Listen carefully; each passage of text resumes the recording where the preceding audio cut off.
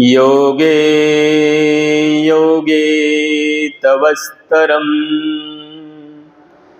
वाचे वाजे हवामहे सखाय इन्द्रमूतये।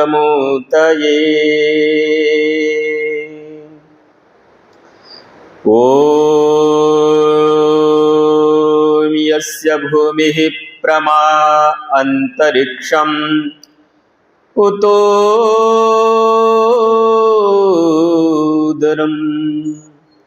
दिवं यश्चक्रिमूर्धानं तस्मै ज्येष्ठाय ब्रह्मणे नमः। ॐ विश्वानि देवः सवितर्दुरितानि पराशुभ यद्भद्रं तन्न आशुभ। ॐ नमो ब्रह्मणे नमस्ते वायुः त्वमेव प्रत्यक्षं ब्रह्मासि त्वामेव प्रत्यक्षं ब्रह्म वदिष्यामि ऋतं वदिष्यामि सत्यं वदिष्यामि तन्मामवतु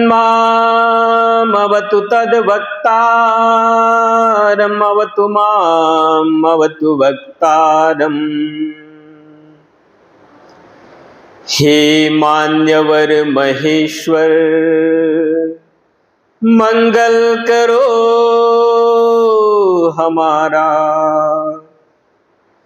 पावन प्रकाश पाए परमार्थ पुण्य द्वारा। हे शांति रूप स्वामी मन शांत हो हमारा, बहती रहे हृदय में अविरल सुज्ञान धारा। फिर अंत में पिताजे तुमको नमन करे हम, वेदों के ज्ञान द्वारा जीवन सफल करे हम, वेदों के ज्ञान द्वारा जीवन सफल करे हम।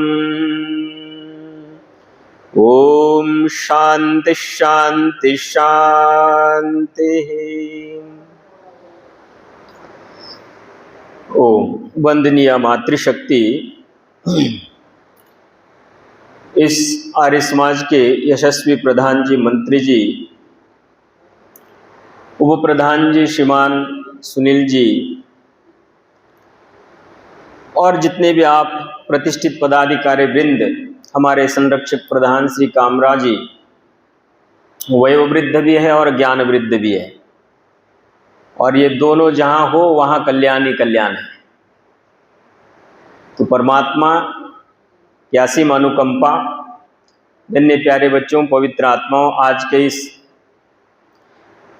श्रावणी उपाकर्म और वेद कथा के अंतर्गत द्वितीय दिवस के उपलक्ष्य में मैं आपके सम्मुख कुछ बोलने से पहले जो अभी उदीयमान और हमारे बहुत ही परम सखा भी है, मित्र भी है मेरे श्रीमान देव आचार्य जी, जो विभिन्न कथाओं में मुझे भी लेके चलते हैं। ऐसे देव आचार्य जी से आप बहुत सुंदर और मधुर वचनों का भी रसास्वादन कर रहे थे और साथ में बहुत सारी चर्चा को भी आपने सुना। दान की महिमा को लेकर के आचार्य जी ने बताया अभी भजनों के माध्यम से, तो उसी को श्लोक रूप में मैं आपको बता रहा हूँ। फिर कुछ उप प्रधान जी ने प्रश्न मुझसे पूछे हैं, थोड़ा सा उसके ऊपर भी हम दृष्टिपात करते हैं, उन प्रश्नों का भी गहन चिंतन मनन करने की आवश्यकता है। बहुत सुंदर। तो दानम भोग नाशस्तिस्र गतयो भवन्ति वित्तस्य यो न ददाति भुंक्ते तस्य तृतीया गतिर्भवति। अर्थ तो आपको समझ में आया। दान भोग और नाश से धन की तीन गति आचार्य जी ने बताई। खुद उसका उपभोग करो या तो दान करो। तीसरी गति आचार्य जी ने बताई दी थी। फिर आचार्य जी ने जो है क्या भरोसा है जिंदगानी का, और आदमी बुलबुला है पानी का। इसके ऊपर मैं जब दिल्ली यूनिवर्सिटी में पढ़ता था, एमफिल कर रहा था, और मेरा चिंतन का विषय मेरा व्याकरण रहा है, क्योंकि व्याकरण में मैंने जो है अष्टाध्यायी, धातुपाठ, उनादिकोश, लिंगानुशासन, पारिभाषिक, काशिका, महाभाष्य इत्यादि का गहन चिंतन और मनन किया है। तो अंबिका दत्त व्यास जी को पढ़ने का भी सौभाग्य प्राप्त हुआ, और आचार्य जी का जो श्लोक आचार्य जी ने जो बताया कि भाई ये संसार जो है नश्वर है, सब कुछ नाशवान है, साथ में कुछ नहीं लेके जाना है, तो उन्हीं को मैंने फिर सोचा कि इस श्लोक को बहुत मार्मिक तरीके से यहाँ पर बताया जा सकता है। तो क्या कहा ऋषि ने, रात्रिर्गमिष्यति भविष्यति सुप्रभातम भास्मान उदिष्यति हसिष्यति पंकजश्री इत्थम विचिन्तयति कोश गते द्विरेपे हा हंत हंत नलिनीम गजऊ जहार। बड़ा सुंदर ये श्लोक अंबिका दत्त व्यास जी ने लिखा है। इसकी चर्चा थोड़े से समय, क्योंकि बहुत अधिक समय मेरे पास नहीं है, और मुझे ये रहता है कि फिर कौन सा बोलो और कौन सा छोड़ू, और उसमें फिर थोड़ा सा जो बोलना है आवश्यक वो भी फिर रह जाता है। तो रात्रिर्गमिष्यति, एक मदमस्त भौरा जो है फूल के अंदर बैठ करके चिंतन मनन और निधिध्यासन कर रहा है।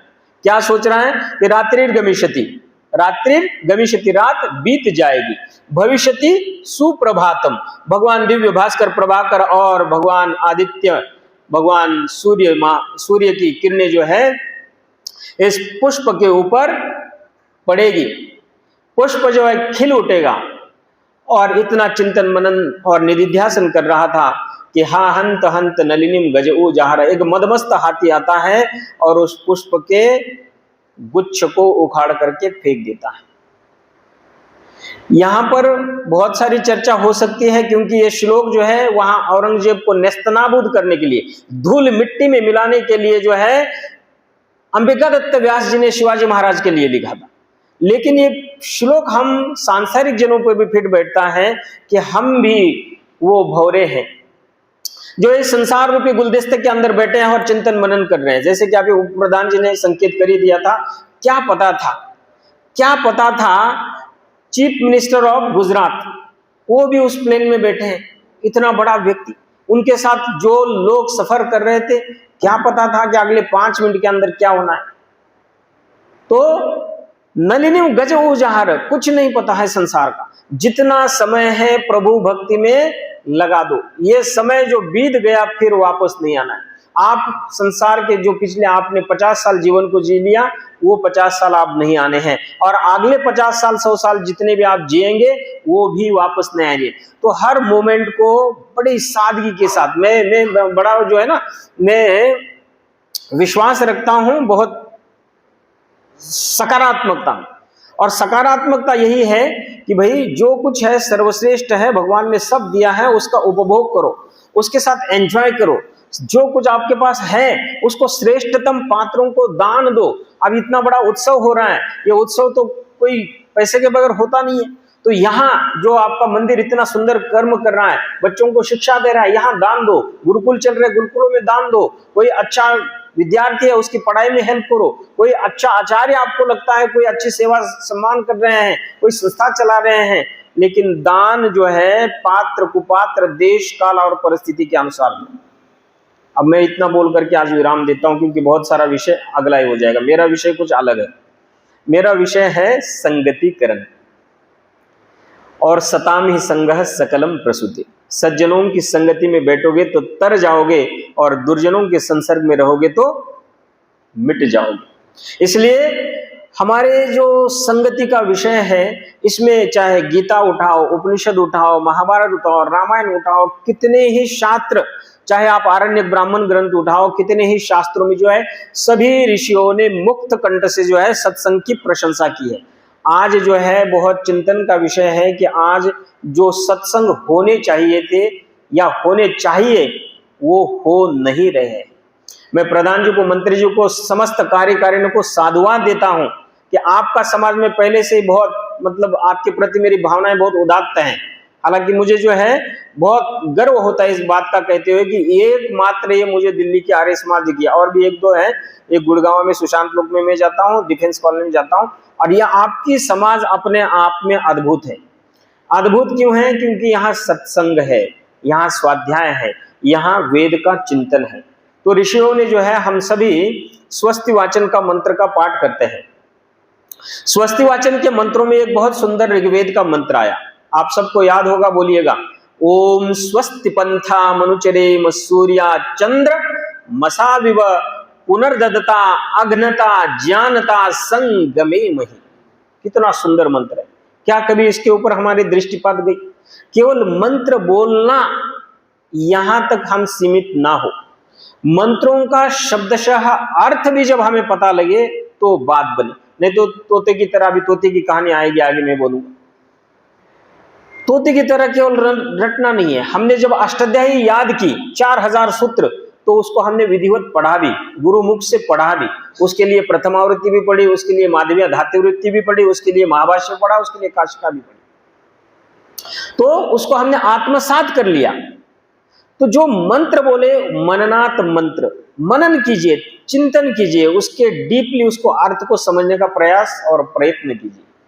अब छोटा सा मंत्र, बहुत सारे मंत्र आपको याद नहीं होंगे, कोई बात नहीं, एक गायत्री मंत्र है, गायत्री मंत्र ही आपको तार देगा। तार देगा का मतलब सब कुछ उस गायत्री मंत्र में है। जैसे इस शरीर में रहते हुए आत्म तत्व है, और सब कुछ जो है शरीर, हमारी क्रियाकलाप केवल आत्म तत्व के चेतन अवस्था में रहते हुए जो है वो कार्य कर रहा है। आत्म तत्व निकलेगा, ये शरीर जो है कुछ किसी काम का नहीं। तो गायत्री मंत्र का चिंतन मनन अवश्य कीजिए। दूसरी सबसे इंपॉर्टेंट बात इस मंत्र में क्या आई कि 2 उपमाएं दी। देखिए, 2 जड़ देवता बताए, वैसे तो जड़ देवता अनगिनत हैं। स्वस्ति पंथा मनुचरेम सूर्या चंद्र मसाविव। हमारी संगति का कैसे हमारी संगति हो? तो सूर्य और चंद्रमा की तरह हमारी संगति हो। सबको आवाज आ रही है पीछे? हाँ जी, आवाज आ रही? धन्यवाद। तो सूर्य आपको सबको पता है, सूर्यो ज्योतिर्ज्योति ही सूर्य स्वाहा। यहां अभी अंधेरा है, लेकिन उजाला भी कहीं निकल गया है। आप देखेंगे, अपने मित्रों को फोन करेंगे तो अमेरिका में इस समय, या जो लंदन है उधर, उन शहरों में जो है अब प्रातः वेला हो रही है। तो सूर्य और चंद्रमा से हमें 2 शिक्षाएं लेनी है। क्या करना है? सूर्य जिस प्रकार से अंधकार को दूर कर देता है, अज्ञान को दूर कर देता है, डार्कनेस को दूर कर देता है, तिमिर को दूर कर देता है, इग्नोरेंस को दूर कर देता है, इसी प्रकार हम सभी ज्ञान रूपी सूर्य बनकर के अज्ञान रूपी, यहां पहले हुए जो तमस है, तामसिक वृत्तियां हैं, उनको हमें ज्ञान रूपी सूर्य बनकर के अज्ञान रूपी अंधकार को दूर करने का प्रयास करना है। ये संगति। दूसरा, चंद्रमा। आपको पता है, सौम्यता, शीतलता और आनंद का प्रतीक हम चंद्रमा को मानते हैं। जिस प्रकार की सौम्यता, भव्यता, दिव्यता जो है चंद्रमा के, जो चंद्र पूर्णिमा होती है उस दिन आप देखेंगे तो चंद्रमा जो है सौम्य, शीतल, आनंद को देने वाला होता है। कितना भी थका हुआ व्यक्ति हो, खिन्न हो, दुखी हो, और थोड़ा सा लाचार और बेबस भी क्यों ना हो, छत पे जाएगा, चंद्रमा को देखेगा, तो उस चंद्रमा के प्रभाव से उसके मन में जो है शुद्धतम प्रकाश का संचार होगा, और वो भी जो है शुद्धता को, सात्विकता को, प्रबुद्धता को प्राप्त होने के लिए प्रयास, चिंतन मंथन करता है। अब इस मंत्र के अंदर 3 शब्द बहुत इंपॉर्टेंट आए। क्या क्या आए? संगमे मही, अग्नता और ददता। बोलिएगा सभी। ददता, दानी बने, ये शब्द आया। ददता, दानी बने, अग्नता, अहिंसक बने, और जानता संगमे मही, जो ज्ञानी विद्वान सत्पुरुष है, उनके संग समागम, सत्संग और स्वाध्याय से अपने जीवन को प्रशस्त करे, उन्नति के मार्ग पर ले चले। थोड़ा सा चिंतन मंथन करते हैं। क्या कहा ऋषि ने? सूर्या चंद्रमसाविव पुनर्दत्ता अग्नता जानता संगमे मही। यहां पर सताम संगः सत्संग अथवा सद्भीर संगः सत्संग, जो व्यक्ति भली भांति सोच विचार करके सज्जन पुरुषों के साथ रह करके अपने तत्व को, अर्थात अपने आत्मा को उद्बुद्ध करने की चेष्टा और प्रयत्न करता है वो सत्संग है, और इसके विपरीत कुसंग है। जो व्यक्ति, इंसान, मनुष्य जो है, अभी बहुत सारे चर्चा का विषय है, तो इसको जो है हमें समय की निश्चित अवधि के भीतर समेटना है। तो ये एक ऋषि ने वाक्य लिखा, काव्य पंक्ति लिखी, श्लोक लिखा। क्या श्लोक लिखा? चंदनम शीतलम लोके चंदनादपि चंद्रमाः चंद्र चंदनयोर मध्ये शीतला साधु संगति। कितनी सुंदर उपमा दी, बताइए। संसार में जो है चंदन को बहुत हम शीतल मानते हैं, मस्तिष्क पर लगाते हैं, चंदन का तिलक करते हैं, तो कई लोग कहते हैं कि क्रोध भी शांत हो जाता है, इतना शीतल होता है चंदन। चंदनम शीतलम लोके, संसार में, लोक में, संसार में जो है चंदन को बहुत शीतल ठंडा मानते हैं, और उससे भी शीतल क्या माना गया? चंदन चंद्र योर मध्य, और उससे भी शीतल जो है क्या माना? चंद्रमा। चंद्रमा की सौम्य किरणें जो है वो बहुत शीतल मानी गई, और इन दोनों से, चंदन और चंद्रमा से भी बढ़ करके क्या कहा ऋषि ने? साधु संगति ही।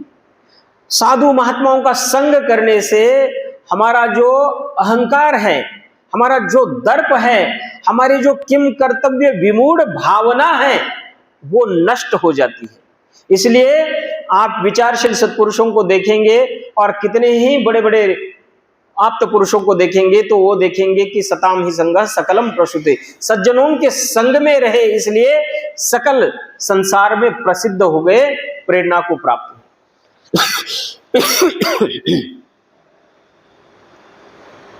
ऋषि ने कहा, आगे श्लोक चर्चा करने से पूर्व जो है सज्जन और दुर्जन के प्रसंग को जो है थोड़ा सा चिंतन करते हैं। कहते हैं, ऋषि ने लिखा, और लिखते हुए क्या कह रहे हैं कि एक कथा कहानी के माध्यम से, अभी मैंने आपको निर्देश दिया था, क्या निर्देश था?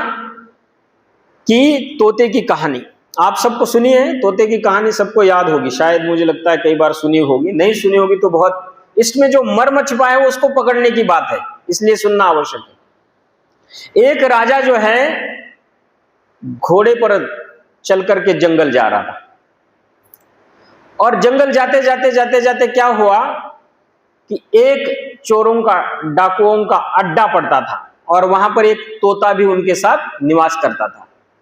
अब देखिएगा, जैसे ही घोड़ा आगे बढ़ा, और घोड़ा आगे बढ़ा तो उस तोते ने टक टक टक टक की आवाज सुनी, और चोरों के सरदार को कहा कि देखो राजा आ रहा है, राजा को लूटो पीटो, और उसके पास जो सोना चांदी है उसको ले लो। अब इतना सुनना था, राजा ने सुन लिया ये वचन, और राजा ने जो है फिर तेजी के साथ घोड़े को आगे दौड़ाया। आगे जब घने जंगल के अंदर जो है राजन चले गए, तो वहां पर कुटिया को देख करके, साधु के आश्रम को देख करके राजा ने जो है अपना घोड़ा आश्रम के अंदर ले गया। वहां भी एक तोता, और वहां का तोता क्या कह रहा है? आइए राजन, आपका इस कुटिया में स्वागत है, सम्मान है, जल ग्रहण की लीजिए, पानी पी लीजिए। और इस प्रकार की भक्ति भावना देख करके राजा को बड़ा आश्चर्य हुआ। राजा कहता है, दो तोते सेम कलर, कहीं कोई वो नहीं है, लेकिन एक तोता जो है क्या कह रहा है? लूटो पीटो मारो, और इसका जितना सोना चांदी है वो सारा का सारा समेट लो। और वो तोता जो स्वागत और सम्मान कर रहा है, आश्चर्यपूर्वक वहां के ऋषि को उन्होंने कहा, और ऋषि को कहने से पूर्व ही, क्योंकि जैसा संग वैसा रंग, संग का रंग व्यक्ति पर जरूर चढ़ता है, वहां के तोते ने जो निर्देश दिया वो आज लेकर के जाने की आवश्यकता है। क्या वो तोता बोला? अहम मुनीनाम वचनम शृणोमि। देखिए कितना सुंदर शब्द बोले, अहम मुनीनाम वचनम शृणोमि शृणोत्ययं यद यवनस्य वाक्यम न च तस्य दोषो न च मे गुणो वा संसर्गजा दोष गुनाः भवन्ति, संसर्गजा दोष गुनाः भवन्ति। न तो उस तोते में दोष है, न मुझ में कोई गुण है, ये तो हम जिसके जैसे संग में जो रहा उसके रंग में वो वैसा रंग गया। इसलिए विचारशील सत्पुरुषों ने क्या कहा कि सत्संग और कुसंग में बड़ा अंतरा ज्ञान, सत्संग और कुसंग में बड़ा अंतरा जान, गंधी और लुहार की देखो बैठ दुकान, गंधी और लुहार की देखो बैठ दुकान। सत्संग में और कुसंग में बड़ा अंतर है। इत्र बेचने वाले के यहां जाएंगे तो इत्र की सुगंध से हम संलिप्त हो जाएंगे, हमारे शरीर से या हमारे आचार विचार व्यवहार से भी वैसी सुगंध आनी जाएगी। और यदि हम जो है दुर्गंध देने वाले किसी दुकान पर बैठेंगे तो हम वैसे ही बन जाएंगे। इसीलिए कबीरा संगत साध की, कबीर क्या कह रहे कि साधु महात्माओं की संगत करो। महाजन से संसर्ग कस्य नोन्नति कारकः पद्म पत्र स्थितम वारी धत्ते मुक्ता फलश्चयम्। कितनी सुंदर सुंदर गजब की बातें हमारे शास्त्रों में लिखी है। इनका गहन चिंतन मनन हम करेंगे तो निश्चित रूपे न हम कुसंगति में जा ही नहीं सकते। कुसंगति से बहुत कोसों हम दूर चले जाएंगे। इसलिए क्या कहा, महाजन से संसर्ग, महान प्रबुद्ध लोगों के संसर्ग में रहेंगे, उनके सत्संग से। आजकल के जो साधु महात्मा और जो तथाकथित साधु महात्मा है उनके संसर्ग की बात नहीं कर रहा मैं। जो आप्त पुरुष है, जो वेदों का गंभीर चिंतन मनन और तद्वत स्वयं चलते हैं और दूसरे को चलने की प्रेरणा देते हैं। यहाँ के तो साधु जो है स्वयं कीचड़ में डूबे पड़े हैं और दूसरों को फिर कीचड़ में स्वयं लेके संलिप्त कर रहे हैं। स्वयं जो गुरु पूर्णिमा हमने मनाई ना, स्वयं जो अज्ञानी है, स्वयं गुरु अंधकार में डूबा है, तो वो भक्तों को क्या तार देगा। अभी कोई आपने देखा उत्तर प्रदेश में कोई छांगुर बाबा आ गए, नहीं तो ऐसे लोगों के कुसंगति में लोग जाएंगे और अपना जीवन पथभ्रष्ट कर देंगे। इसलिए महाजन से संसर्ग कस्य नौन्नति कारक पद्म पत्र स्थितम वारी धत्ते मुक्ता फलश्रियम। कितनी सुंदर बात है। कहते हैं कि एक जो व्यक्ति है, इंसान है, मनुष्य, महाजन के संसर्ग में आने से जैसे एक बूंद ऊपर से टपक रही है और वो बूंद जो है कमल के पत्र पर गिर जा रही है, तो वो पत्र पर गिरी हुई बूंद किसकी तरह दिख रही है, मोतियों के समान दिख रही है। ऐसे ही वही बूंद, ध्यान रखिएगा, वही बूंद यदि गर्म तवे पर गिर जाए तो उसका नामो निशान मिट जाएगा। मैंने कहा जैसा संग वैसा रंग, संग का रंग व्यक्ति पर अवश्य चढ़ता है। जो जिसके संग में रहता है वो वैसे ही बनता है। इसलिए विचारशील सत्पुरुषों ने अच्छा कहा, मल याचेल गंधे न त्विंधनम चंदनायते तथा सज्जन संगे न दुर्जन सज्जनायते। मल याचल पर्वत के साथ में जो ईंधन रहता है, देखा है, मलयाचल पर्वत जो है बड़ा सुगंधी फैलाने वाला होता है, उसके संसर्ग में रहने वाला ईंधन भी स्वयं चंदन बन जाता है। कितनी बड़ी बात। और चंदन बन करके वो भी स्वयं जो है वैसे ही खुशबू देता है जैसे चंदन देता है। मलयाचल गंधे न त्विंधनम चंदनायते तथा सज्जन संगे न, वैसे ही सज्जनों की संगति में रहने से व्यक्ति का उद्धार हो जाता है, आत्मोत्सर्ग हो जाता है, उन्नति को प्राप्त होता है। इसलिए अब थोड़ा सा और शास्त्रीय चिंतन करने से पूर्व बहुत सुंदर श्लोक है और बहुत सुंदर श्लोकों के माध्यम से जो है हमने इस बात की तरफ चलना है कि better to stay alone than in bad company, कि हम अकेले रहना हमें पसंद है लेकिन हमें दुर्जनों के साथ नहीं रहना। कितने ही सारे शास्त्रों में चर्चा है, आप सबको पता है। महर्षि देव दयानंद जी महाराज का जीवन उठा करके देख लीजिए। अब मैं कह रहा हूं सत्संग परमम तीर्थ, कितने मेरे कंठ में श्लोक है और श्लोक सुनते सुनते आप बोलोगे सारे श्लोक ही सुना रहे शब्द, लेकिन ये श्लोक क्या कह रहे हैं उसके मर्म को पकड़ना बड़ी सुंदर बात है। अब यहां पर सत्संग परमम तीर्थ, सत्संग को परम तीर्थ कहा ऋषियों ने, आप्त पुरुषों। और ये सत्संग परम तीर्थ कब बन जाता है, जब हम ऋषियों के सानिध्य को प्राप्त करते हैं, आप्त पुरुषों के संसर्ग से अपने आप को जो है उन्नति के पथ पर लेके चलते हैं। तो महर्षि देव दयानंद जी के महाराज के प्रसंग जीवन के कितने अद्भुत है। और एक दो प्रसंग मैं आपको सुना रहा हूं, आपने सुने, पहले भी सुने हुए। महात्मा अमीचंद, महात्मा अमीचंद का नाम किसने नहीं सुना, हम में से सब ने सुना है। यहां पर एक बात बड़ी गजब की मैं बोलने जा रहा हूं, उसको पकड़िएगा और वही आज के इस सत्संग का प्रसाद बनना चाहिए।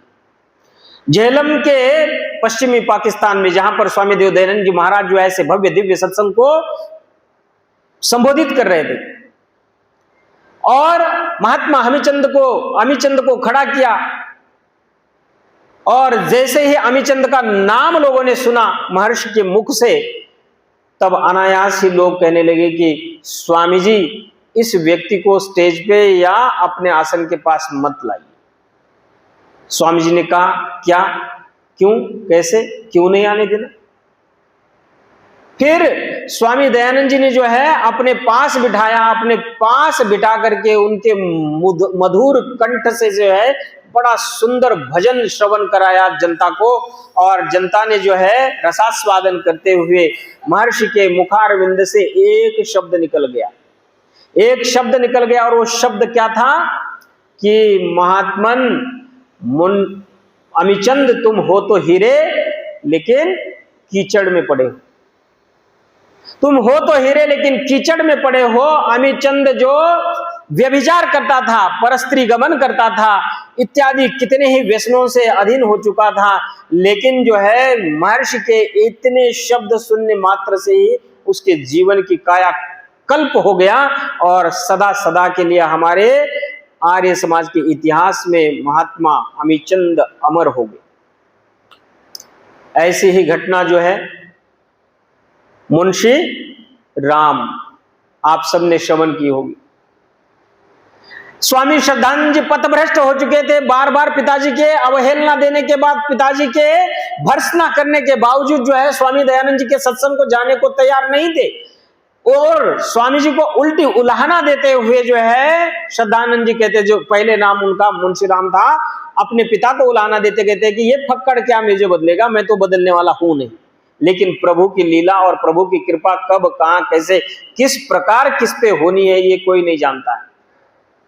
और वही स्वामी श्रद्धानंद जी जो है आर्य समाज में आप देखते हैं कि कितने ही आज दिन हो गए हैं, लेकिन जो है आर्य समाज के इतिहास में उनका नाम अजर अमर हो गया। इसलिए कहा ऋषियों ने सत्संग परमम तीर्थ, सत्संग परमम पदम, तस्मात् सर्वम परित्यज्य सत्संगम सततम कुरु। सत्संग ही परम पद मोक्ष का साधन है।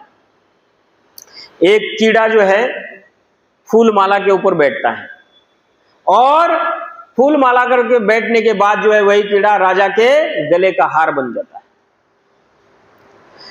आपकी यज्ञशाला को मैंने देखा, यज्ञशाला में यदि या इस भवन में यदि धुआं हो जाए तो क्या होगा बताइए? धुआं होगा तो इतना सुंदर जो भवन आपने बनाया है ये भी काला बन जाएगा। इसमें भी जो है वो जो गोरापन है, ये जो सफेदी है, वो भी जो है काले रंग में तब्दील हो जाएगी। इसलिए जो जिसके जैसे संग में है उसके वो रंग में अवश्य चढ़ता है। इसलिए विचारशील सत्पुरुषों ने कहा वरम प्राण त्यागो न पुनर्अधमानाम उपगमा। ये विष्णु शर्मा जी जो है पंचतंत्र में लिखते हैं। प्राण त्याग देना अच्छा है, लेकिन दुष्टों की नीच निकृष्ट अधम व्यभिचारी लोगों की संगति बिल्कुल बर्दाश्त नहीं है, खतरनाक। स्वयं पथभ्रष्ट होंगे और दूसरों को पथभ्रष्ट कर देंगे। एक घटना और स्वामी दयानंद जी के महाराज की, फिर विषय को आगे बढ़ाते हैं। कितने बड़े बड़े षड्यंत्र हुए। अभी स्वामी अपने आचार्य देवाचार्य जी ने बोला विस्मित हूं तुझे ईश का वरदान कहूं। मुमकिन है सहरा के जेरे फलक के सितारे, मगर स्वामी दयानंद तेरे ऐसा गिने जाए बिल्कुल मुमकिन नहीं। तो किसी कवि ने कहा, मैं उससे आगे बढ़कर के एक बात और बता रहा हूं कि 21वीं सदी का सबसे बड़ा संत, सबसे बड़ा देवता, सबसे बड़ा भगवान कभी कोई होता तो मेरा देव दयानंद होता। क्या कहा? विस्मित हूं तुझे ईश का वरदान कहूं, जो देव हो उसे कैसे मैं इंसान कहूं। यदि एक ही ईश्वर का भक्त होता तो स्वामी दयानंद, यदि एक ही ईश्वर का भक्त न होता, यहां थोड़ी गड़बड़ होगी, यदि एक ही ईश्वर का भक्त न होता तो स्वामी दयानंद मैं तुम्हें भी भगवान कहूं।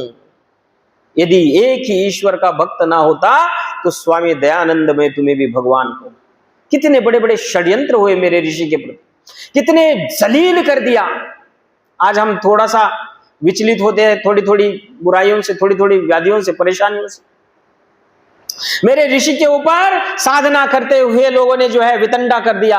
मेरे स्वामी के ऊपर लोगों ने सांप फेंके, जूते फेंके, गाली गलौज कर दी, फिर भी टस से मस नहीं हुए, अपने मार्ग से विचलित नहीं हुए, और अपने जो गुरु को उन्होंने जो वचन दिया था उस पे 100% नहीं 1000% जो है उस पे खरे उतरे।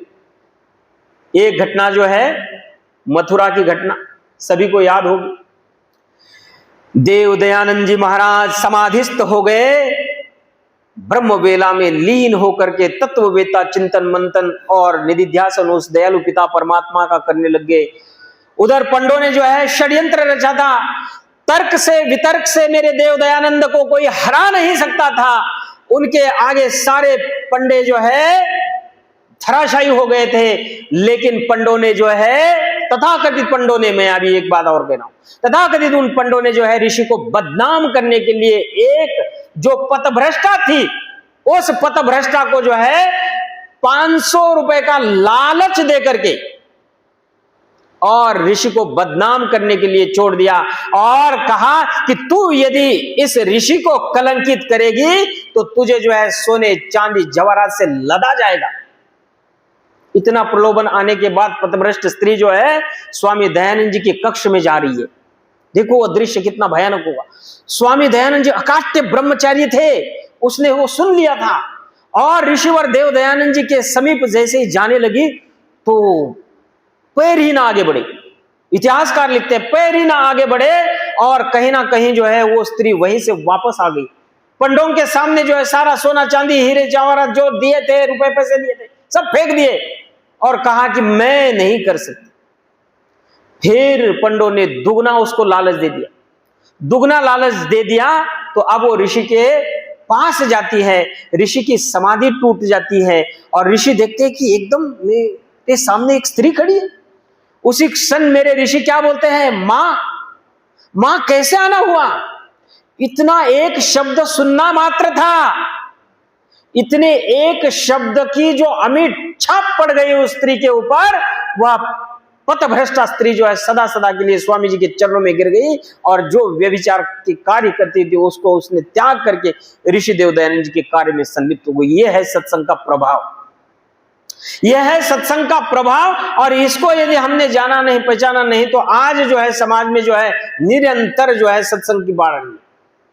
मैं कहता हूं ठीक है, व्यक्ति को जगाने का प्रयास करना चाहिए, लेकिन जो स्वयं नहीं जगा है वो दूसरे को जगाने का प्रयास करे तो बात नहीं बनने वाली। सोए हुए को जगाया जा सकता है, लेकिन नींद का जो नाटक कर रहा है उसको जगाया नहीं जा सकता। आज समाज की यही स्थिति है, और यह स्थिति जो है समाज को डुबोने के लिए पर्याप्त है।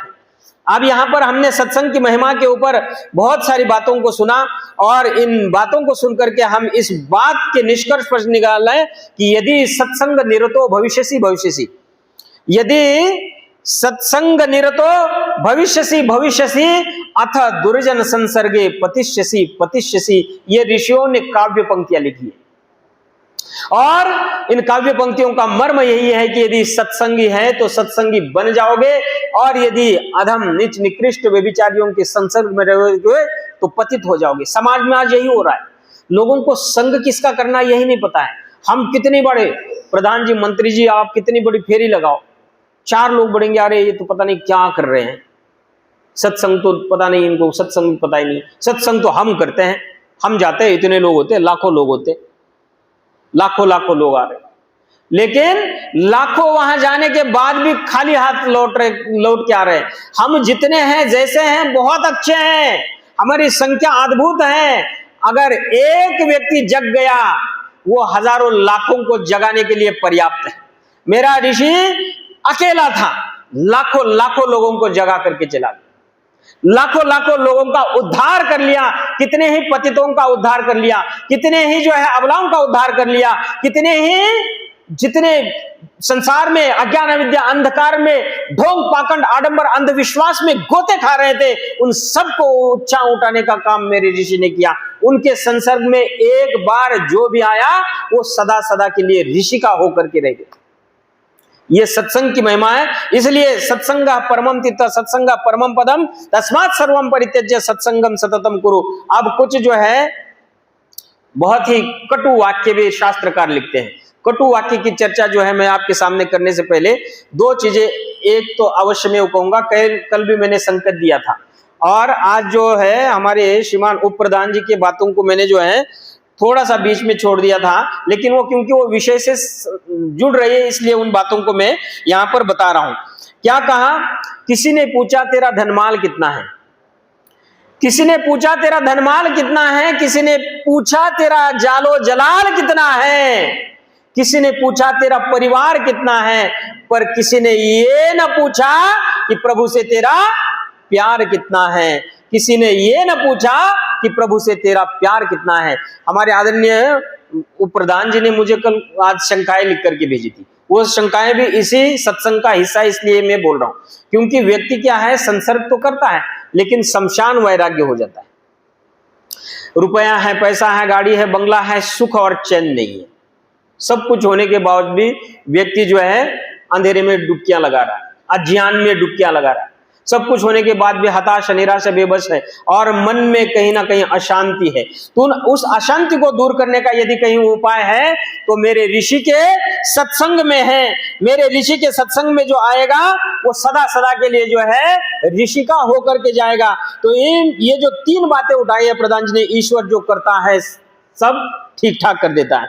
पैसे हैं, गाड़ी है, बंगला है, सब कुछ है, पैसे से सब कुछ खरीदा जा सकता है, लेकिन स्वास्थ्य, नींद, प्यार को खरीदना असंभव है। और ये बातें अभी सत्संग में इसलिए आ रही है क्योंकि इसके ऊपर मैं आगे चर्चा करने वाला हूं। क्या चर्चा है? एक मिनट,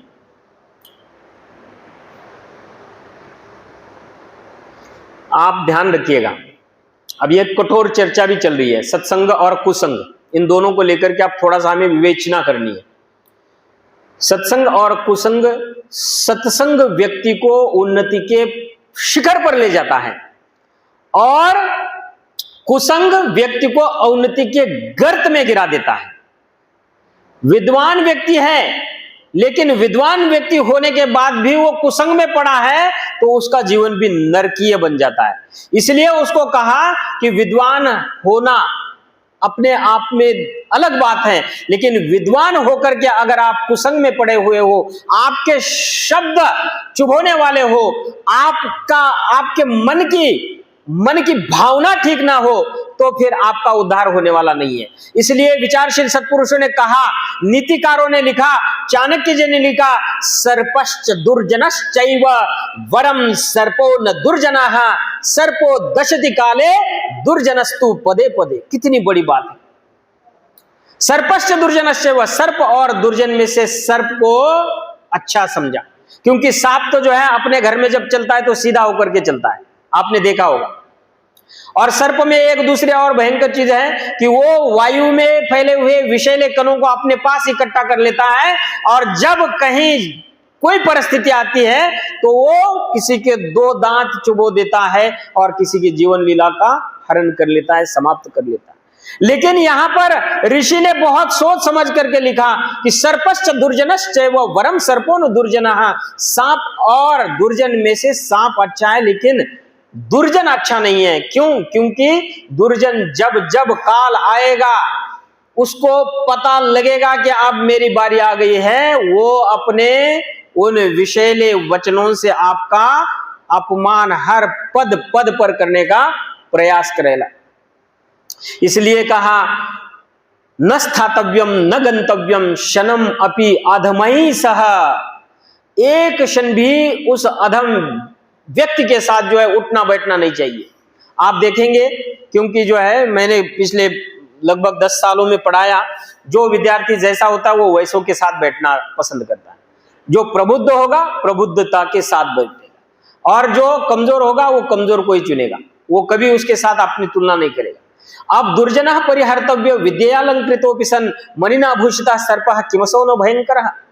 बड़ी विस्तृत चर्चा जो है यहाँ पर ऋषियों ने लिखी और कहा कि क्या कहा, विद्यालंकृतोपि सन्, बहुत विकट परिस्थिति, विद्वान है, कुसंग में है, बुराइयां अपने अंदर समेटे हुए हैं, और कहीं ना कहीं अच्छाइयों को दबाने का प्रयास कर रहा है, ऐसे दुर्जन को भी, ऐसे विद्वान दुर्जन को भी त्याग देने का जो है यहां पर वेद ने लिखा है। दुर्जन परिहर्तव्यो, दुर्जन को हर देना चाहिए। विद्यालंकृतो सन, विद्वान है, विद्वान होना अलग चीज है। मैं आपको बार बार कहता हूं, मैं विद्वान हूं लेकिन मैं विनम्र नहीं हूं तो मेरे विद्वत्ता का बेकार है। मेरी विद्वत्ता, मेरे से बड़े बड़े विद्वान इस संसार में। मैं विद्वान हूं, मेरे अंदर विनम्रता नहीं है, मेरे अंदर ढोंग पाखंड आडंबर अंधविश्वास और किसी के प्रति मेरी भावना अच्छी नहीं है, तो मेरा विद्वान होना निरर्थक है, निष्फल है, बेकार है। ऐसा विद्वान जो दूसरों के प्रति कुठाराघात करता है, जो दूसरों की अवहेलना कर देता है, जो दूसरों के बारे में जो है गलत शलत बोल देता है, ऐसे विद्वान को भी ऋषि ने कहा कि वो विद्वान सर्प से भी और बिच्छू से भी बड़ा भयंकर है। ऐसे विद्वान को त्याग कर देना और तत्काल त्याग कर देना, ये ऋषियों के वचनों में कहा। दुर्जनः परिहर्तव्यो विद्यालंकृतोऽपि सन् मणिना भूषितः सर्पः किमसौ न भयंकरः। तो इस प्रकार के दुर्जनों के संसर्ग से हम अपने आप को ऊपर उठाएं, ये ऋषियों का वचन है। अब यहां पर एक छोटी सी बात कहकर के मैं अपनी वाणी को विराम दूंगा, क्योंकि बहुत सारा समय हो रहा है। और समय क्या हो रहा है? तक्षकस्य विषम दंते। तक्षक पता है आपको किसको कहते हैं?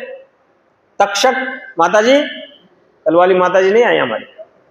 तक्षक कहते हैं सांप को। तक्षकस्य विषम दंते, उसके दांत में विष होता है। ये चाणक्य जी ने बड़े सोच समझ करके ये शब्दों का चयन किया।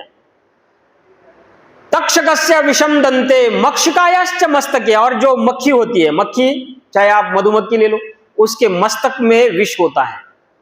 तक्षकस्य विषम दंते मक्षिकायाश्च मस्तके वृश्चिकस्य विषम पुच्चे, जो बिच्छू होता है उसके पूंछ में विष होता है।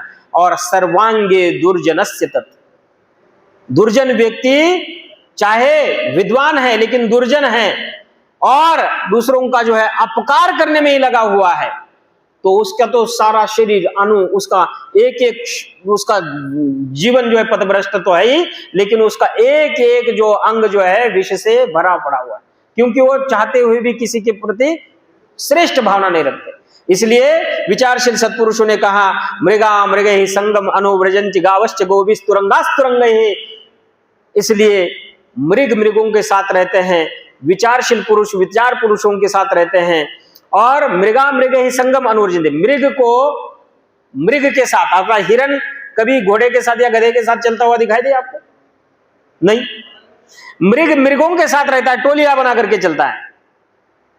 और गावश्च गोभिस्तुरंगास्तुरंगैः, गायें जो है गायों के झुंड के साथ चलती है। तुरंग कहते हैं अश्व को, घोड़े को, वो घोड़े के साथ चलते हैं, गायें गायों के साथ चलते हैं, गधे गधों के साथ चलते हैं। और समान शिल्ले विष्णु सख्यम, मूर्ख व्यक्ति मूर्खों के साथ चलते हैं, और सज्जन धर्मात्मा वेत्ता आत्म पुरुष जो है सज्जन महात्माओं के संग से अपने आप को सराबोर कर देते हैं। अभी बहुत सारी बातें हैं, थोड़ा सा विषय ये बड़ा हो जाएगा, क्योंकि इसमें जो है ददता और अग्नता की चर्चा जो है हम कल करेंगे। और इसमें और दो उदाहरण बड़े श्रेष्ठ हैं, उसका भी रसास्वादन आप करेंगे। समय के निश्चित अवधि के भीतर मैंने अपने शास्त्रोक्त बातों को आपके मध्य में रखा, क्योंकि ये सब शास्त्र मुझसे कहला रहे हैं, मेरा अपना कुछ नहीं है। चिंतन मेरा हो सकता है, शब्द मेरे हो सकते हैं, लेकिन शास्त्र तो अपने आप में ही है। तक्षकस्य विषम दंते, इस शास्त्रीय वचन को मैं नहीं कट कर सकता। दुर्जनः परिहर्तव्यो विद्यालंकृतोऽपि सन्, इसको मैं नहीं कट सकता था। अहम मुनिनाम वचनम श्रोमि शृणुत्यामि यदि यवनस्य वाक्यम, इसको मैं नहीं कट कर सकता। इनकी बातों को मैंने आपके मध्य में रखा है, इन बातों को जानने का हमें प्रयास करना चाहिए। समाज में आज कुसंगति के कारण जो है आधा समाज, उनको यही नहीं पता है कि संग किसका करना चाहिए, कैसा करना चाहिए, संग करने की लाभ क्या है और कुसंग के दोष या हानियां क्या है। उसके ऊपर यदि समाज में चिंतन यहाँ से चला जाएगा तो निश्चित रूप से मेला बोलना और आपका सुनना सार्थक हो जाएगा। परमपिता परमात्मा से यही कामना करता हूँ, और कामना करता हूं कि विस्मित हूं तुझे ईश का वरदान कहूं, जो देव हो उसे कैसे मैं इंसान कहूं। यदि एक ही ईश्वर का भक्त ना होता तो स्वामी दयानंद मैं तुम्हें भी भगवान कहूं। स्वामी देव दयानंद जी महाराज कितने ही पंडित पुजारियों के और कितने ही तथाकथित साधुओं के संसर्ग में आ गए, लेकिन एक ऋषि मेरा जो है उस परम तत्व के सानिध्य को प्राप्त हो गया और जिसने फिर सारा का सारा इतिहास बदल के रख दिया। ऐसे वो स्वामी देव दयानंद जी महाराज जो है गुरुवर विरजानंद जी के सानिध्य में आ गए और सारा जितना उनके अंदर अविद्या अज्ञान अंधकार था उसको उन्होंने दूर किया और समाज में नव चेतना का स्फूर्ति का संचार कर लिया। तो सज्जनों को सज्जनों के साथ रहना चाहिए। आप अपने आप में बहुत सज्जन हैं। मैं फिर कहता हूं, यहाँ के प्रधान जी, मंत्री जी और जितने भी आप यहाँ के सदस्य हैं, मैं अपने व्यक्तिगत तौर पे मैं ये कहना चाहूंगा कि आप बहुत सज्जन हैं, बहुत धर्मात्मा हैं और ऐसे ही रहिएगा। किसी के बोलने से या किसी के उसके भटकावे में आकर के अपने आप को बदल मत कीजिएगा। आपके अंदर का जो गुण है उसको मिटने मत दीजिएगा। आप समाज की सेवा कर रहे हैं, ईश्वर देख रहा है। और फिर से उप प्रधान जी की बात को मैं कहता हूं और वाणी को विराम देता हूं, कर्ता स्वतंत्र कर्ता, ये हमने अष्टाध्याय में सूत्र पढ़ा। व्यक्ति इंसान मनुष्य कर्म करने में स्वतंत्र है, फल इच्छा में परतंत्र है। इन्हीं बातों को लेकर के मैंने आपके मध्य में अपने विचारों को रखा। आप सबका साधुवाद, धन्यवाद। ईश्वर आप सबको सुख शांति आनंद ऐश्वर्य दे। आपके घरों में अनंत धन धान्य आनंद ऐश्वर्य भरा हो, पुत्र पौत्रादि को उनकी प्राप्ति हो। ऋषियों के सत्संग से अपने आप को सराबोर करो, अपने नन्हे प्यारे बच्चों को सत्संग में लाओ और आने वाले दिनों में जो है ऐसे ये कौन से छांगुर बाबा थे, ऐसे छांगुर बाबा के चंगुल से यदि बचाना है तो बच्चों को यहाँ जरूर लाना होगा। इसलिए जो है सत्संगः परमं तीर्थ सत्संगः परमं पदम तस्मात् सर्वं परित्यज्य सत्संगम सततम कुरु। ओम शांति शांति शांति। बहुत बहुत धन्यवाद।